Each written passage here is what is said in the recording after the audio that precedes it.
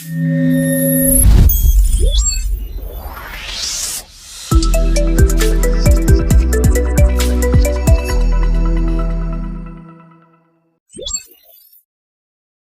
it is still Freedom Square Live on 100.9 FM.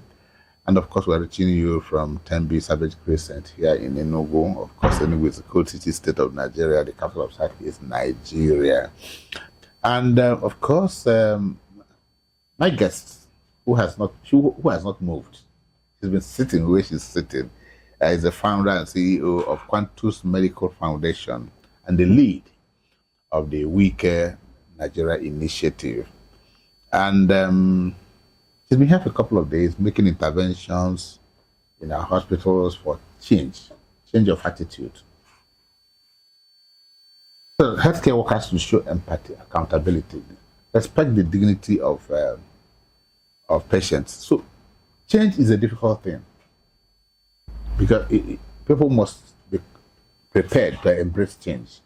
I give an example. I say each time you have a little boy who learns how to sit down, and the next thing is you want to learn to crawl. Watch that child. He will fall several times. He will crack his teeth if he has one. And when he had learned that, to stand up, another change. He finds it a little bit difficult. Change is not something our people embrace. But Dr. Nena and group are doing such marvelous work. But Doctor, I want to ask you, before we go to break, I say, imagine, without considering, that there are 10 people, 10 of your friends, 10 of your colleagues, alumni of UNTH, University of Nigeria Medical College. Not just your set, but maybe from your set, 5 people, the set before you, 5 people, the set after the 5 people, who have this kind of foundation, and they're making interventions in UNTH. And then those who are going to ESU teaching hospitals need the same kind of interventions. And in other parts of Nigeria, those who have gone abroad and have embraced change. What do you think will be the climate of our hospitals if there are more people like you doing this intervention? You know, it actually exists right now.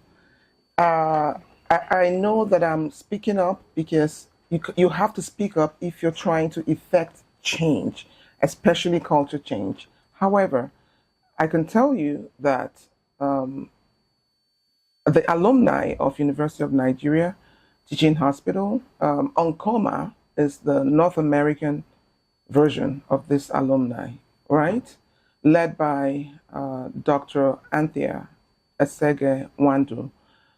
This is an excellent association. They are US based, and they've reached out to us and they want to partner. They want to extend the training hand, right? They want to provide structured, formal training.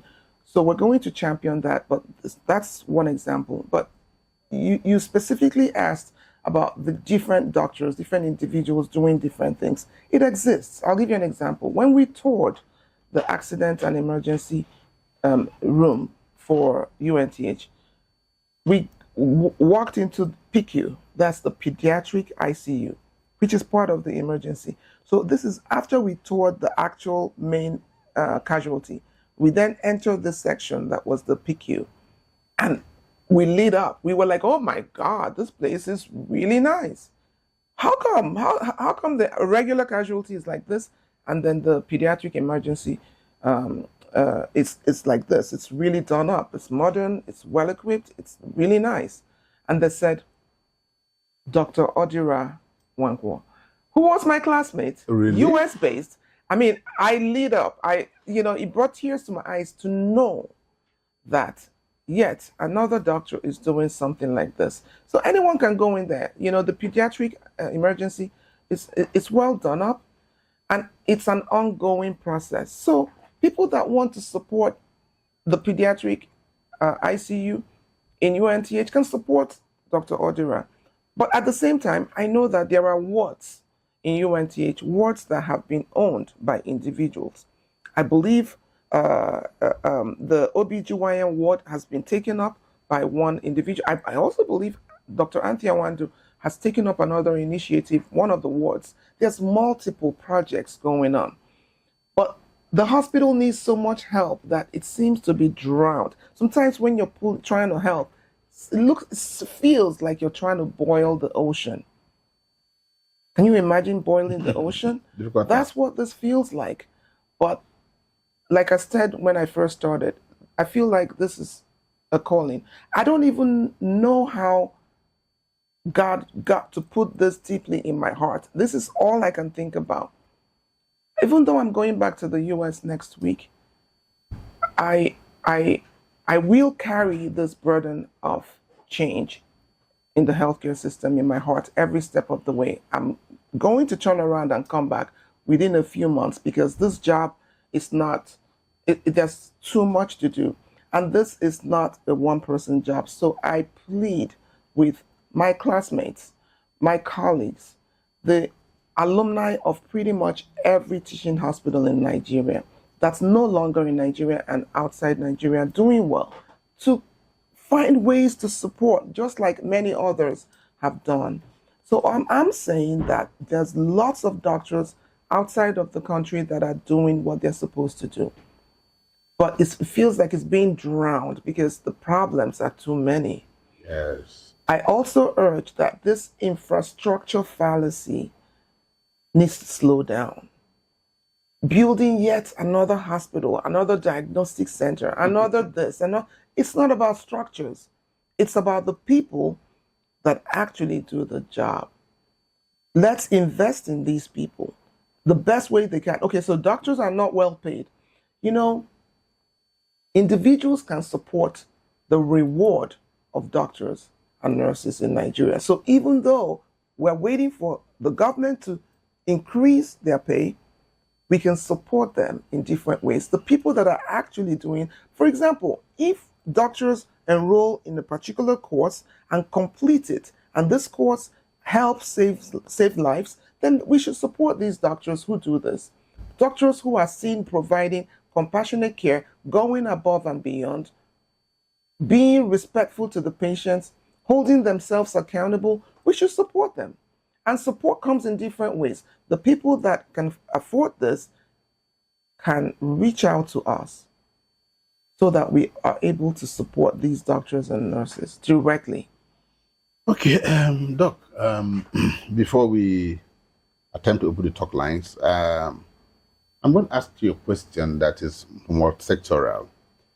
What role or roles do you think that government, hospital management, healthcare workers, and even patients themselves have to play in changing Nigeria's hospital culture? The way it is now, everybody should have one role to play or the other in embracing this culture of change, of accountability, of compassion, of empathy. So what do you think the government should do? What do you think the hospital management should do? The health workers, and even patients. So can we just take them one by one? Yes. Absolutely. Okay, so first of all, to the federal and state governments, I say to them, this cannot be left to the hospitals alone. State government must lead. Federal government must support.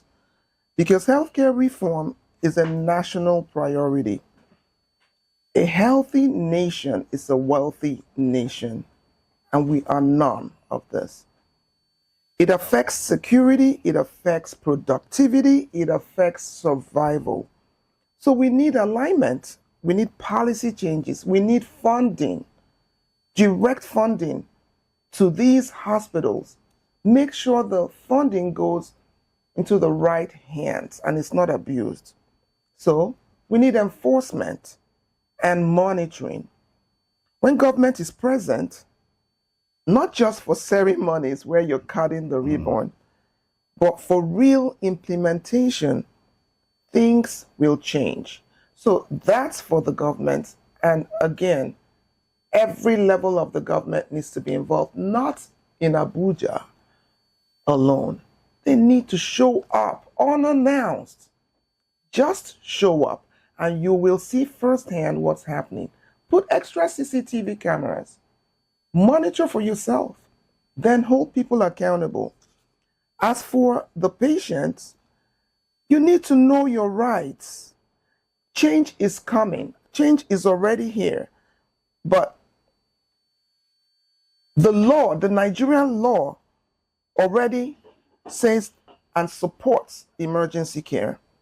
Section 20 of the National Health Act is clear. No one should be refused emergency treatment in Nigeria according to the law.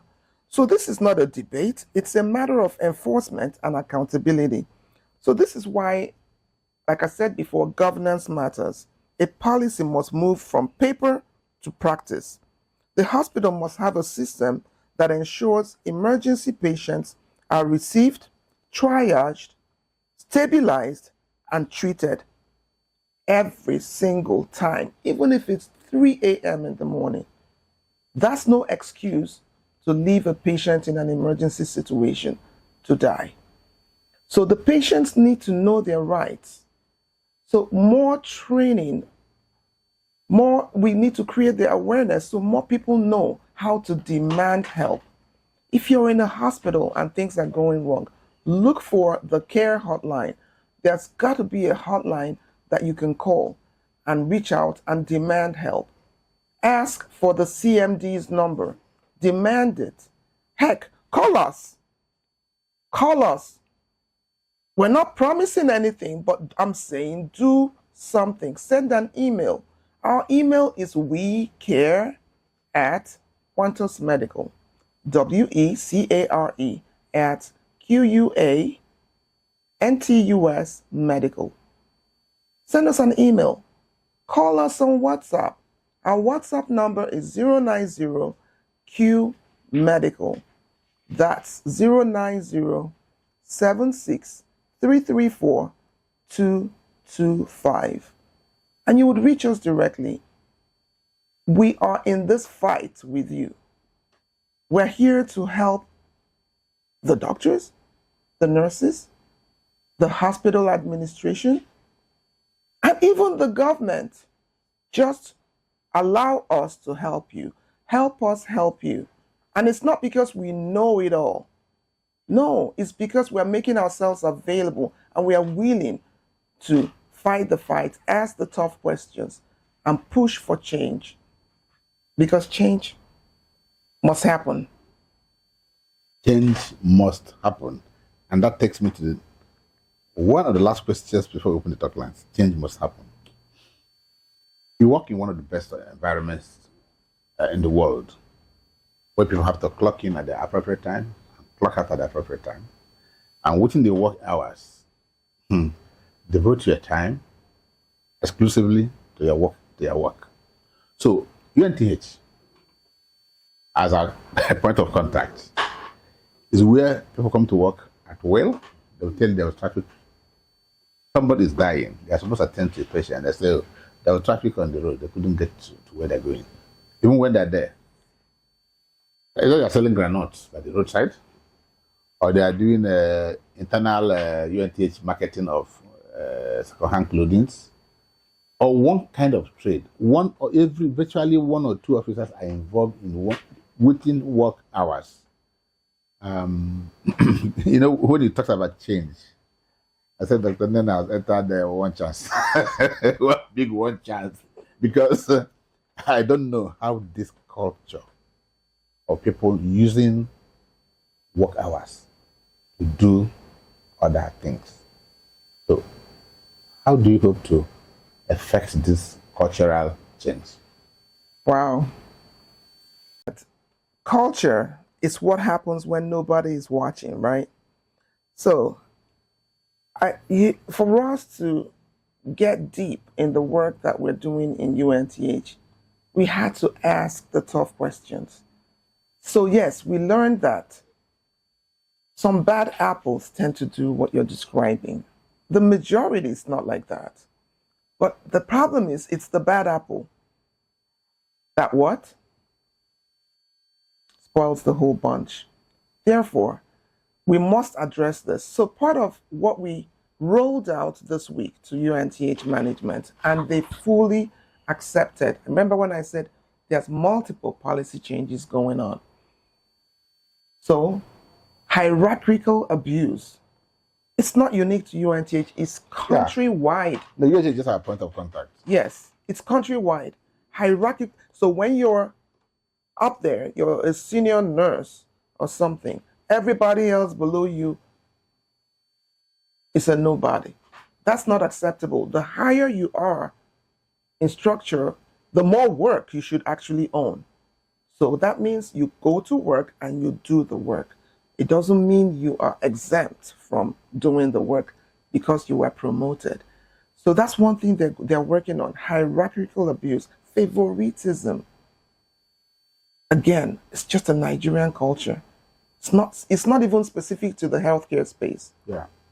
Favoritism. So my brother works there, so that brother is untouchable. They show up whenever they want, they leave whenever they want. Unacceptable. But we need systems to hold people accountable. So part of what we did was include discrete cameras, extra cameras, so people know. And we've told them. You imported body cameras. We've told them. They know. The people are being watched, not because anyone is going to be fired. If we get to that, then the hospital will let people go. But that's not our goal. We believe that people actually really want to do the right thing. So when people go to work and carry Okpa is that one that looks like moi moi. Hey, Carry that's delicacy. from one place to another to sell. So one of the solutions we recommended is there's a courtyard in the middle of the accident and emergency. Currently has Food court. overgrown grass. So we showed them a rendering of a food court, an outdoor relaxing area where patients and families can step out when they have someone in the emergency, can step out in the courtyard, buy food or drinks, relax, pray, and feel like they are in a comforting place. And that also includes the staff, so that people don't feel the need to carry food and items all around the hospital, pure water, selling soft stuff, drinks, everything. So we called all of this out, and as I said, the hospital management is all over it. Professor Ogono is the head of the accident and emergency, a disciplinarian. But there's a lot, and he gave us this tour. He's all over this reform, and he has promised to continue to champion this change. So kudos to him. But again, I give God all the glory, because UNTH could have ignored us. They could have just treated this change reform that we're preaching as nothing. But no, they embraced it. And that's why Professor Onodugo, he is doing an excellent job. But this job is not easy. The number of staff in the hospital, and yet little support. So the alumni is helping. Individual doctors are committed for the most part. But if everyone sees that everyone is ready for change and the change is happening, it would all get in sync. So it's happening already. And I would urge you to give UNTH some time and go back to UNTH and see what happens. You will be truly pleased. That's a challenge, and I'm picking it up. I don't run away from challenges. So just hope I will be able to report accurately what I will see when I go there. It's all in God's hands. Let's believe. How about that? Yeah, I agree with you. Let's believe. Okay, we need to open the talk lines and see whether people are listening and they want to ask one or two questions, make one or two comments. Remember, whatever you're gonna say, you have to show a bit of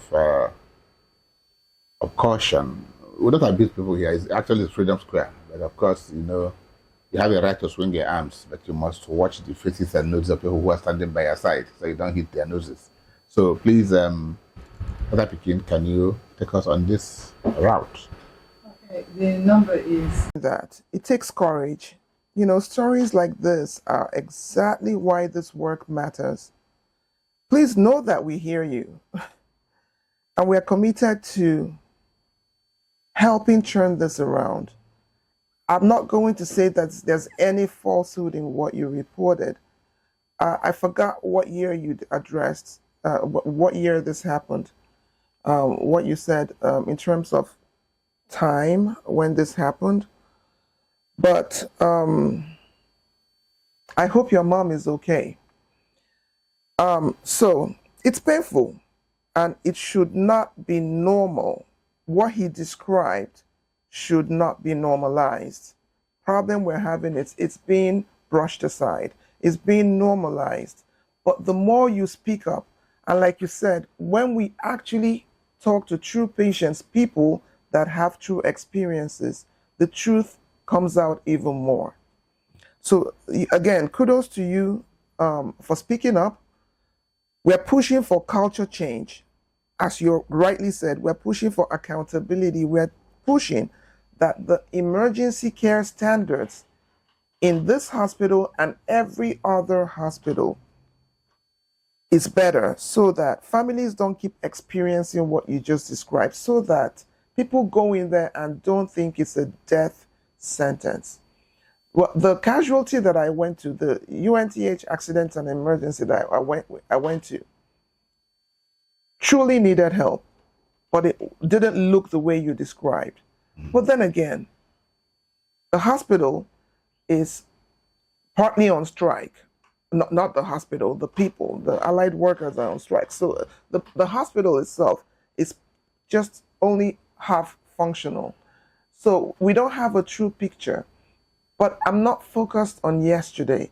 I'm focused on tomorrow, today, and what can we do differently. So let me address the cleanliness for one. We understood while touring the hospital that the porters are also the cleaners. They have porters, but they are the cleaners. So the immediate reaction was we need to separate porters. We need to have true cleaners that are equipped to clean, and they are trained to clean a hospital. And then we need porters that are truly trained to also transport patients.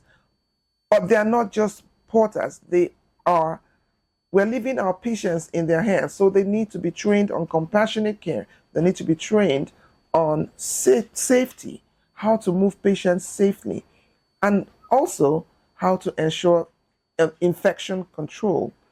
So the work has already begun. And I ask you, and I urge you to support the best you can by speaking up.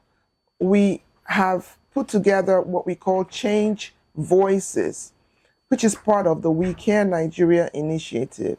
Change Voices are our way of getting this noise amplified so that culture change is not something you just talk about. You need to really ramp up the noise. So we have change ambassadors who are the people, the leaders of the hospital. We are hearing their voices. We have change icons. These are retired medical professionals, people in authority in the government, like the commissioner for health, the governor of a state. These are change icons. These are individuals that truly in their heart want change in the healthcare system. So we've got those. So stay tuned, because you will start to see and hear these change icons speak up, these change ambassadors speak up. And then last one, we call them change witnesses. The gentleman that just spoke is a change witness. What he just addressed is the voice we're wanting to hear. We want people to speak up. When you see something wrong, speak up. We're collecting those voices and we're amplifying those voices. That way we can hold the people accountable. So in this case, what you described, I believe that the head of the accident and emergency in UNTH will hear what you just described. If there's any atom of truth in it, it's on him to ensure that we change this, and we change this immediately. It must be clean. There must be infection control. The people must be ready to do the work. And the UNTH we left showed commitment to this change. Like I said, the leaders of the hospital embraced change. So change has come, but you're going to have to give it a chance. I beg you to give the hospital a chance, and we will see what happens in the next few months. Yes, we should give the hospital a chance, and we expect that there will be changes in the next few weeks and few months. Before that call came, I was actually talking about house officers, and a friend was talking about his own son, who was a house officer, and Hello. Yeah, hello, welcome. Yeah, sorry, I got that. okay, yes, Ebo. The different guy that just hooked up to your phone right now. Ma, it's not just. I'm not just speaking. I said it happened between 2020, January 2020, and February 2022. Okay, yes. And February 2022. Okay. Now, what I said to you is not something that. 48 hours without a break. The mother said they had to, because the parents live in Enugu, and said the mother had to go. And in fact, the boy was crying. You know, a house officer. These are guys who had just left medical school, have you? They're doing their 1 year mandatory house job, and he was working for 48 hours. It's wrong. It's ethically wrong. It's wrong on every level, and it defeats the whole purpose. It doesn't even allow for patient safety. These are young officers, new, freshly graduated from med school, but because they happen to be the only medical professionals available at the time, they see firsthand the issues, the conditions of the patients. And in med school, we're trained first, do no harm, right? So that I can see how that house officer, who is still new to the system, would work round the clock and then round the clock again. But we should never subject these doctors, these newly trained doctors, to this. It's unfair. So the consultants, the senior residents, need to make themselves available. They do. So I understand that senior residents spend more than 70% of their time in the private practices. I don't understand it. It's become the norm, and what we're talking about is a situation where the hospitals, where you actually are fully enrolled as a staff, are deficient of the doctors, the caliber of doctors that they're supposed to have. So it's a crisis, and it needs to change. I just urge doctors who are enrolled and paid in a particular hospital to show up a minimum of 2 full days a week. It's not too much. It will save lives that you cannot bring into this world. And yet, your absence, your negligence, your inability to pay attention is costing us unnecessary lives. So I seriously urge doctors, even though I completely get why doctors are absent, I urge you to first do no harm.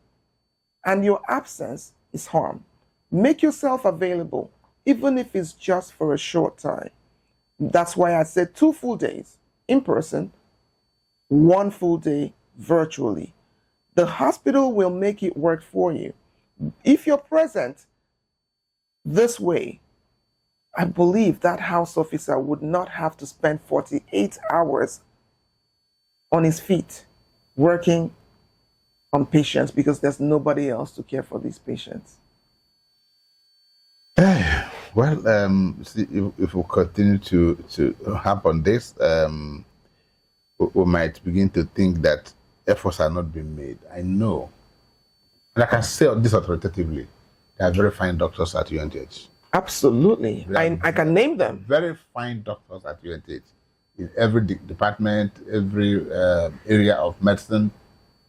That's one of the best you can find anywhere in the country. Like Doc you said, it's about the struggle to survive, the struggle for survival, the struggle to put food on the table. That's why you see, quote and unquote, a consultant in a typical government hospital, attending to patients, and there's a call from a private hospital.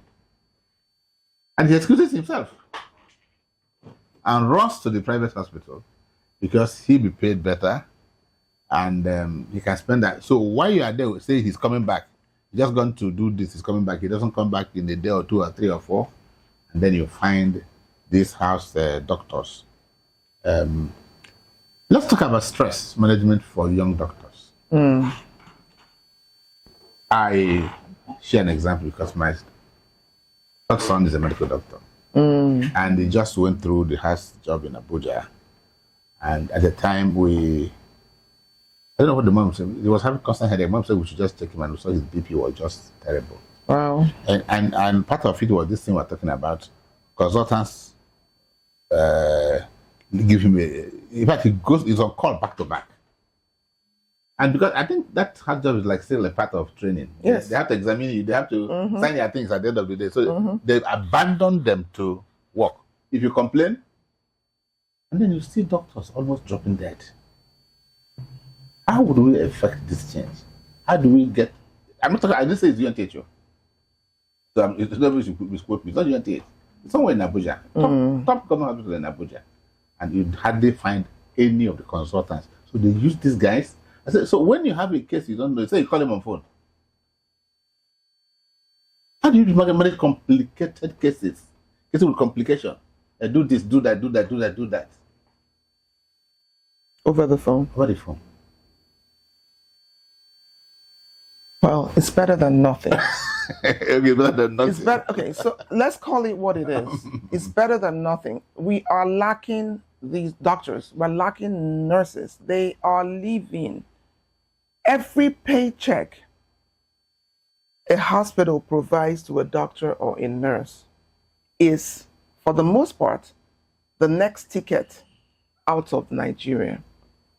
So think about what I just said. As a doctor is receiving a paycheck, a very high percentage of the doctors that receive the paycheck that month are using that money to fly out of the country. So that's how bad this exit is, this japa.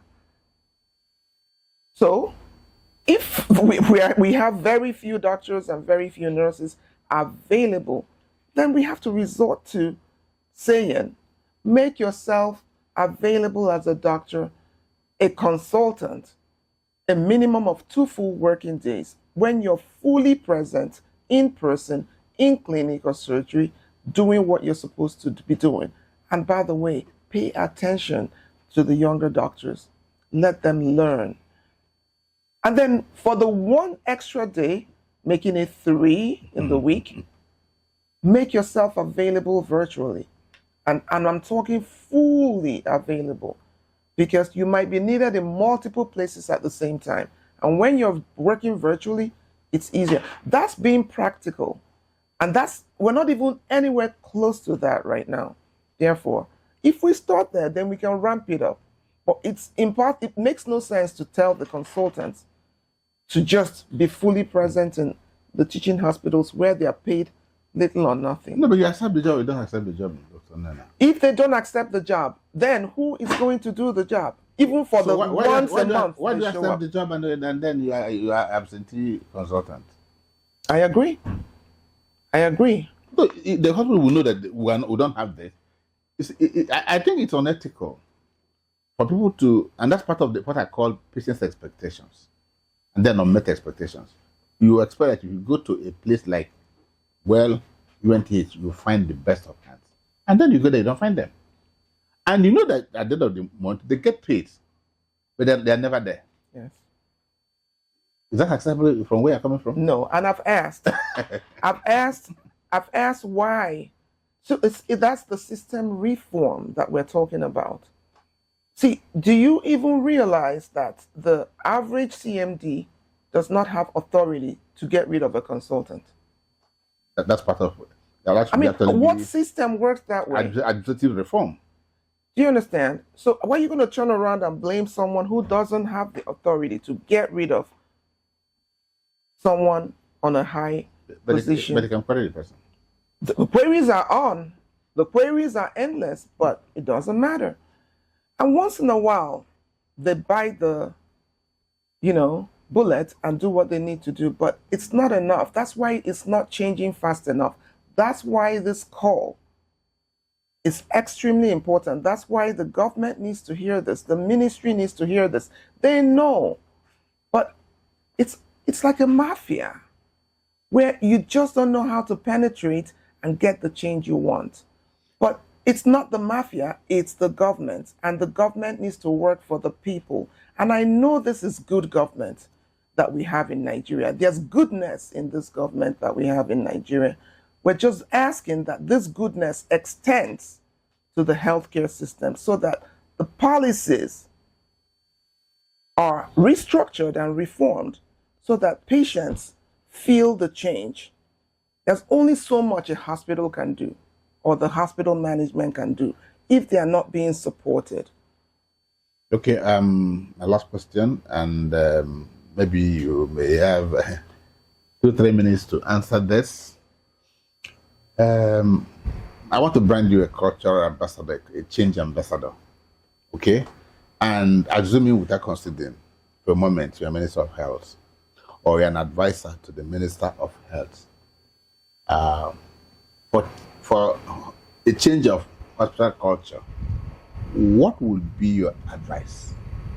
I think that must be done within the short-term range to affect a cultural reorientation of our hospitals.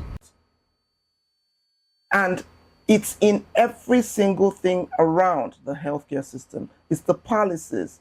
It's the fact that people are not being held accountable. It's the availability of the people that do the job. From doctors, nurses, pharmacists, lab technicians, it's everybody. Pay people well. So don't just sit there in Abuja or wherever they are located and sit in the offices and just continue to have more and more meetings and show up on TV talking about the same thing, yet the actual people don't feel it. Therefore, if I was given the opportunity to provide my advice, my number one advice is shake things up. Pay surprise visits, unannounced. I mean, what's the worst that would happen? Show up and ask tough questions, and then get rid of people. Trust that if you get rid of people and provide a pathway for doctors and nurses outside of Nigeria who want to come home, and believe me, we want to come home, but there needs to be a pathway. It needs to be conducive. So structure something so that people can return home, so that these consultants who refuse to do what they're supposed to do will step aside so that new people can come in, people that are exposed to how things are done, what good looks like. Let them come home. We can start with getting doctors and nurses back. I call it reverse Japa. We can start by having them come in 1 month at a time, and they see this, not just for missions, and I can't stand medical missions. It's a total band-aid, and I'm not saying they're not good, because for every medical mission, lives are saved. But we need more than that band-aid. 1 week medical mission is not enough. If you include training and retraining and certification, not just BLS. Everybody always starts with BLS. It's a good start, but it's everything.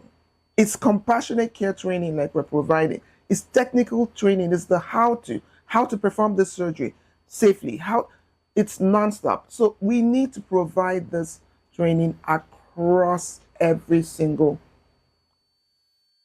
cadre. Yes, thank you. I like that. I shake things up. Shake things up. Shake things up.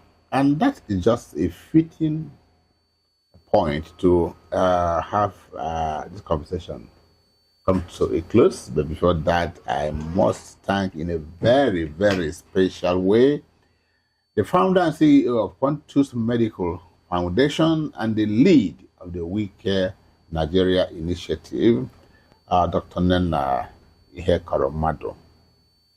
medical doctor, for your wonderful intervention and for finding time to sit on this hot seat for 2 hours. It's not easy. So thank you very much for all you do. And we wish you Godspeed, good health in your future endeavors, and hoping that sooner or later, when we call on you, you find time to be here. I'll always make myself available, God willing. I strongly believe this is a calling for me, and with God's help, Nigeria's healthcare system can be transformed.